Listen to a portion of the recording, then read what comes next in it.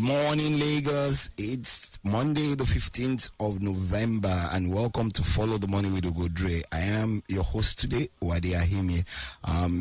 You're listening to us from Classic 97.3 FM. We should be streaming on YouTube and Spotify, but we're having a bit of a technical issue, and once we're able to get through that, we would start the live streaming. Last week was just an interesting week. Towards the end of the week, CBN made a decision based on the preliminary reports from the special investigator, or were there other issues that they had seen, and they dissolved the board and management of 4 banks, namely Union Bank, Keystone, Polaris, Union Bank, which had merged with Titan Bank. This was contained in a press release on January the 10th. That was on Wednesday. The major issue there was the fact that they said that there were regulatory non-compliance and corporate governance failures, and where such things are happening, it could threaten the financial stability of the banks. But really, is that all there is to it, or there are so many things more?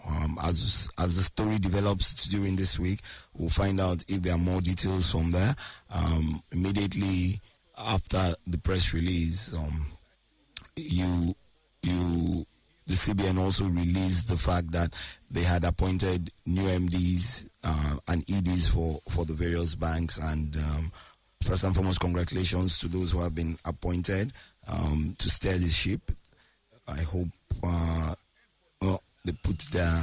they hit the ground running to ensure that all the other things the CBN we're talking about are tackled, and ensure that we don't have another threat to the financial system or the banking system in Nigeria.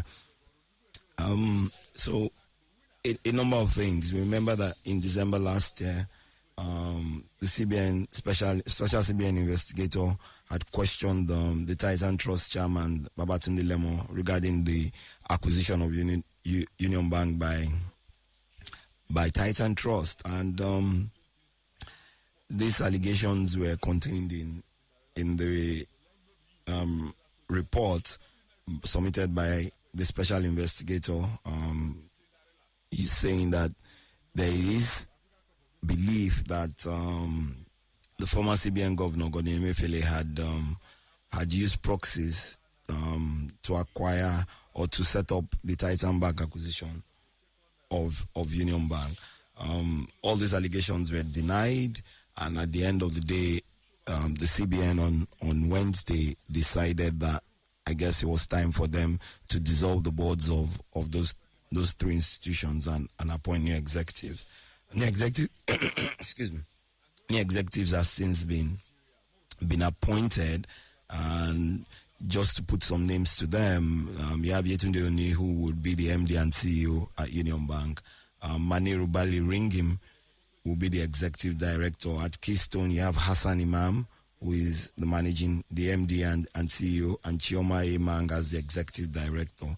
For Polaris, you have Lawal Mudatil Omokayode Akintola as MD CEO, and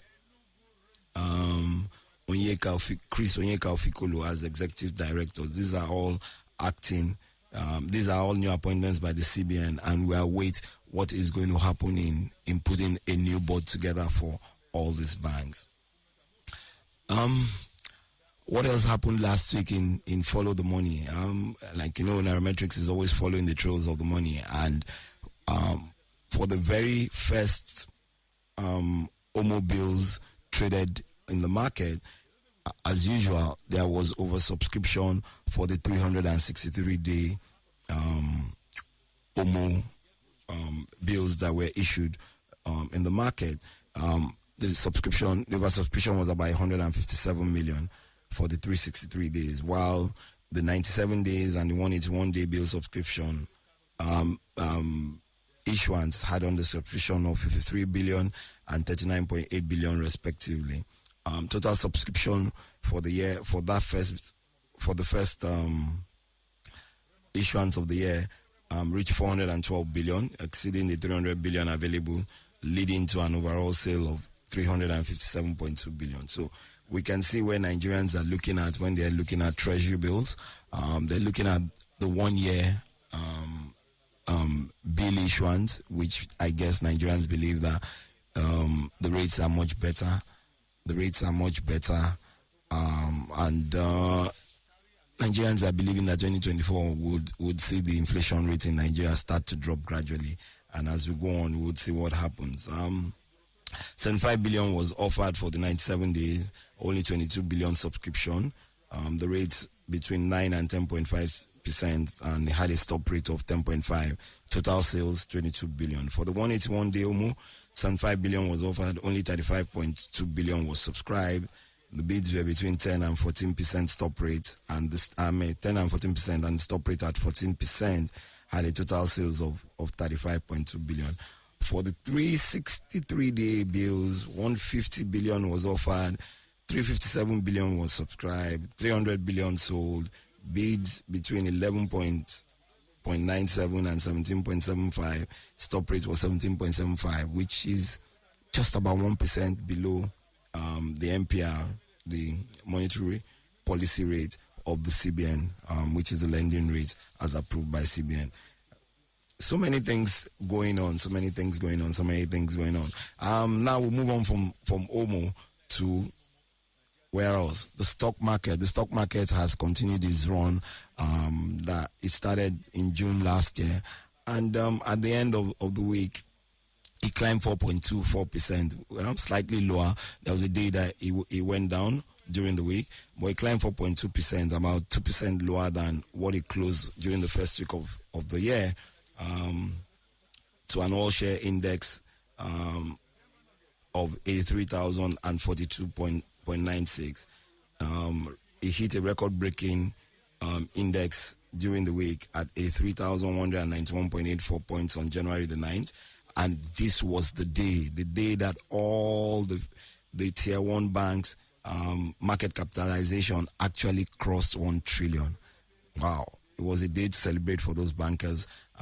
We call them Fugas. Fugas market share on Tuesday, January 9th, all the 5 tier 1 banks, First Bank, UBA, GTCO, Access Holdings, Zenith Bank, all hit 1 trillion naira capitalization. 8.84 trillion during the week, 4.24 increase in market capitalization to 45.422 trillion. Investors traded about 5.71 billion shares valued at 88.2828 billion in 86,064 deals, which was a notable increase from the previous week. The financial services industry was the dominant traded stocks in the market, accounting for about 67.72% of equity turnovers and a volume of about 60.08 in value. Who were the top 5 gainers during the week? Cadbury was the highest gainer at 42.31%, Veritas Capital Assurance at 39.47%, Julius Berger Nigeria at 32.94%, the Initiates at 31.43%, and Jay's Bank at 31.30%. Who were the top losers? DAR Communications, 30.23%, Total Energies Marketing lost 10%, NEM Insurance lost 9.45%, CWG lost 9.28%, May and Baker Nigeria lost 7.73%. So like I said, on the last note, on the first part of the show, FBN and UBA joined the suits categories. Those are stocks that have market capitalization over $1 trillion with appreciations of 7.69% and 7.08%. Although the values have since dropped, even Access Bank dropped slightly below the 1 trillion threshold by the end of of the way. We'll take a short break, and when we come back on the other side, we'll have a guest that we'll be talking to, who will be sharing with us some insights into what is going on very soon. This is Follow the Money with Ugodre. I am your host for today, Wade.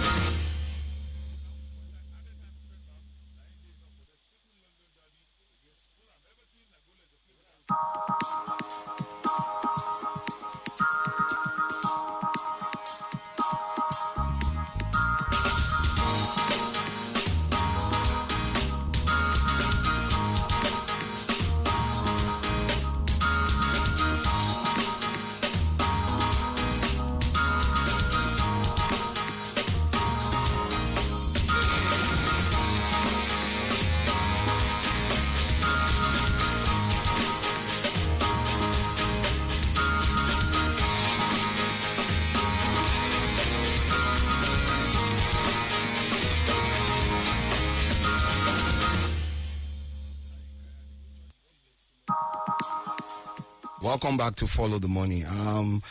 Like I said just now, we have a guest in the house, and they will be sharing with us some insights into what is going to happen very, very soon.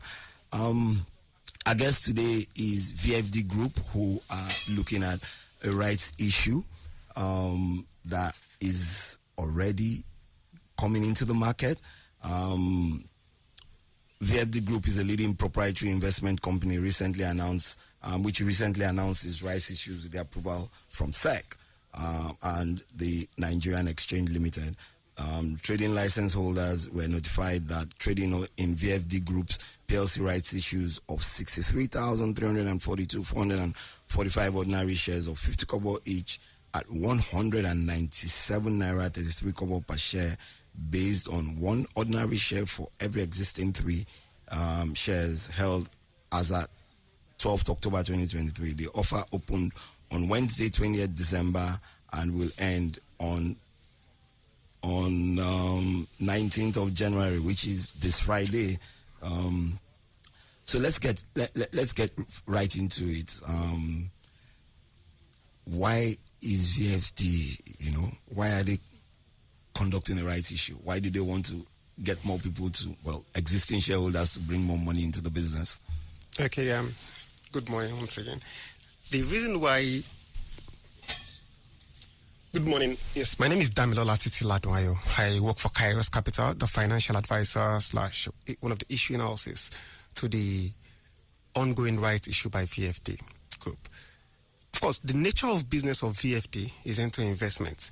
And, the best means or the most advisable means to finance long-term projects, which is investments, is actually through equity. Due to the nature of the business invests and then stay with the business, whatever investments they've gone into, and stay till it grows into perpetuity. So it's not like a 5-year, 10-year investment. For that kind of business model, it's best financed by equity. VFD just listed on the exchange and feels it's an opportunity to also give its existing shareholders, one, opportunity to buy the shares at a discounted price, two, opportunity to bring in more funds just to solidify their base. So the price at the time the offer was open was trading net, even up to the date, is net of not of 200 naira. And they're saying, okay, come and buy additional share. If you have 3, come and buy one extra at 297 naira at 3 kobo. So that's the whole idea. And the whole intent is just to raise additional money just to solidify its base so it can finance its long-term project. So how do these existing shareholders, how do they go about it? So quite easy. For anyone that only has a shares today with CSCS, I'm sure the registrar has written to them. Registrar has contacted all the existing shareholders they've sent the form to them to say, oh, you are eligible to so number of shares based on what you currently owed as at the qualification date. Pay into so account details, and then you get to claim your rights. However, the existing shareholder can say, no, I don't want to take this right now. I want to trade it. And that's that option too. That's why, because I was going to go into that. Do they have a right to trade those shares? Can they sell it to new people, or they have to sell it to those who are currently holding shares in the organization? Absolutely. So that the right issue is also an opportunity to tell the VFD story to the broader marketplace, right? So those that are currently not in the VFD fold as shareholders also have the opportunity to come in through this right issue. So what it does for you is, I am an existing shareholder, maybe for liquidity constraints or one reason I cannot participate in this right at the moment. I can decide to trade it to someone that's not a shareholder today but is willing to come on board to enjoy the VFD benefit. That's it. So what specific steps will a prospective shareholder have to take in order to participate? Because, so for instance, I don't own shares in VFD, and if I wanted to participate, what steps do I have to take? So participating in the VFD rights offer as a new shareholder, let me use that word, is as easy as buying any stock on the exchange. So more like, as long as you have an account, you're trading with the CSCS, if you're confused and for ease, just pick with your stockbroking outfit, or you reach out to the any of the professional parts on the transaction, the TRW, AISL, or even send a mail to Kairos Capital so we can get the direct visible. It's very easy. As long as you have an account, CSS account, and you can trade shares on the exchange, you can as well buy the VFD rights. So the offer opened in December? Yes. Wednesday, December 20th, which was just a few days before Christmas. And like, people were spending money just to ensure that Christmas is going on well. So when do you hope that when is the offer going to close? And if I don't have the opportunity at that point, are there going to be any extensions or possibilities of me getting an offer? So I'm sure that I believe the idea of the company even opening the offer just a few days before Christmas is just to send out one that, guys, when you're going home, try to caution how you're spending for Christmas. Yeah, so, but the idea is it's supposed to close this Friday, or it is closing this Friday, 19th of October. And that means anyone that is interested has to act fast. The decision to either extend will be a bit dicey. It's a regulated instrument. So it's just within the decision of, say, the company and the Securities and Exchange Commission. So if the company believes or it thinks it wants to extend the offer further, of course, has to write to the SEC for the approval. But as today, I don't think there's any thought of that on the table. I know you are the issue in-house, and for you to, you must have worked with the VFD team towards ensuring that, okay, these are the things we have on the table, these are the things that we're currently doing. Could you just share a bit more on those specific investment sectors where VFD Group plans to deploy the capital raise through this rights issue? Are they going into new businesses? Are they going to expand on existing businesses? What exactly and which areas are they going to be looking at? Okay, so yes, first, VFD is sector agnostic. That means they participate in any sector. Once they see the potential, that they see the opportunity, they try to go in early. That's a business model. But for the sake of this 12.5 billion rights issue, the use of proceeds is one to expand investment in Ariel. So VFD currently has a subsidiary called Ariel Limited, which is into real estate. The intention is to solidify their investment base in that entity, also to expand into Ghana. So the company believes there's an opportunity to also grow its base in the neighboring African country, Ghana. So there's part of the proceeds also to go into investing in some industry that they consider profitable in Ghana, as well as there's an investment logistics business, Movies Logistics, which the company is also looking to invest, as well as keeping some for their treasury activity. So I think about 18% of thereabouts will be kept within the VFD entity just for trading activities. Those are largely the use of proceeds. Wow, that's a lot. No wonder they're asking for 12.5 billion. You've spoken about logistics. You've spoken about expansion into new territories, and so on. So when you consider all this, 12.5 billion is a lot of money, even for existing shareholders and even new shareholders who want to participate just to get a bit of the magic of VFD. What are the long-term returns that shareholders should anticipate for, by getting into this, or even the existing shareholders? What kind of returns are they looking at for them to cough out another 12.5 billion to do business? To be honest, for existing shareholders, I'm sure the convincing will be limited. There's an extent of convincing you to existing shareholders, because the existing shareholders have actually enjoyed the dividend history of VFD. VFD is one of the most consistent dividend payers when you look at the stocks on the exchange today. So existing shareholders are very comfortable. They understand they understand what they enjoy over the time. So it's just for the new shareholders who said, okay. And there's also capital appreciation in terms of, as of today, the right is actually at a discounted price. So you're even coming in cheap for something that is trading at say like 205 to 202, 203 naira. There's an income about at 197. So you're even coming in cheap. Right, so automatically you're already enjoying about 5 naira capital gain from the day you come in, and then you're entitled to, if you're still in till the dividend qualification date, you definitely still enjoy the dividend. Additionally, in all of those things VFD say they are looking to invest in, right, based on engagement with the leadership of the thing, none of it is actually greenfield. So for Ghana, for instance, the company is currently operating in Ghana, so they're not looking to raise this money to go and start business in Ghana. They are currently doing business in Ghana. They are currently expanding their portfolio in Ghana. They just said, okay, we need additional liquidity just to boost our participation in Ghana. So that's just wow. So much from VFD. Existing shareholders, you have the opportunity to increase your stake at a cheaper rate. Great opportunities to continue on the dividend history. Expansion of investments in Nigeria, in Ghana, and maybe look at new businesses that VFD are already working on. Thank you very much, Mr. Damilola Titi Ladun-Ayo. I hope I got that right, for joining us. It's been a pleasure talking to you on the vision for VFD. This has been Follow the Money with Ugodre. My name is Ugodre. Remember that every Monday between 8 a.m. and 8:30 a.m. we're on Classic 97.3 FM. We're also live on YouTube. Sorry for the technical hitches and not being able to stream live on YouTube today. We're also on Spotify and other podcast channels. Thank you for listening to me.